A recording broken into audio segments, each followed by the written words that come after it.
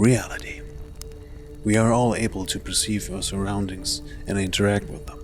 We possess senses like sight, hearing, touch, and smell, which gather information from the outside world to automatically and unconsciously construct a version of reality in our minds based on all these impressions.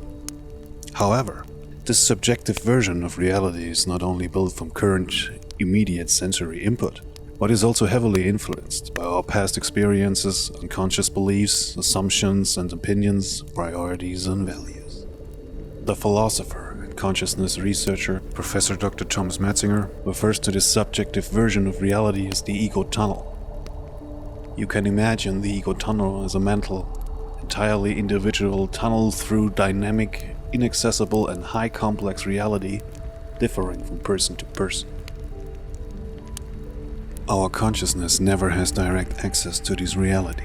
It only knows its continuously generated ego tunnel, which contains only a few fragments of that complex reality.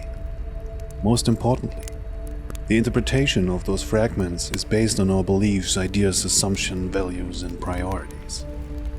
One might imagine it as someone experiencing the outside world only through a television or screen, never actually being present on site. In that sense, we never perceive unfiltered raw reality itself, but only our internal television. And this television doesn't merely display footage from a reality camera.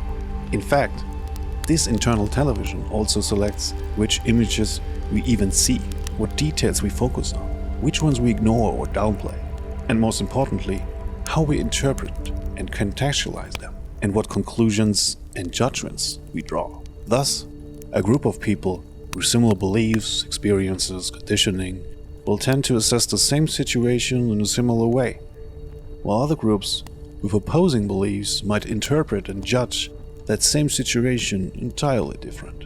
But which version of reality is the correct one? Or which version is closer to actual reality? If that's the case, then we never actually have direct access to reality. It comes with risks, but also with opportunities. If I become aware of the nature of the ego tunnel and admit to myself that I have never direct access to reality, then I can modify this tunnel.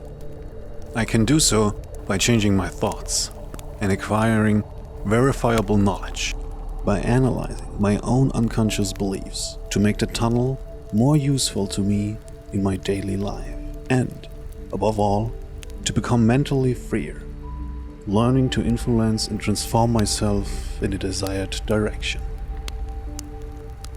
The nature of our ego tunnel is constantly being shaped by various external actors, through advertising, marketing, propaganda, and more. So why should we leave the interpretation of our reality in the hands of institutions or individuals who understand these mechanisms, when, as mature and self-guided adults, we can take this process into our own hands?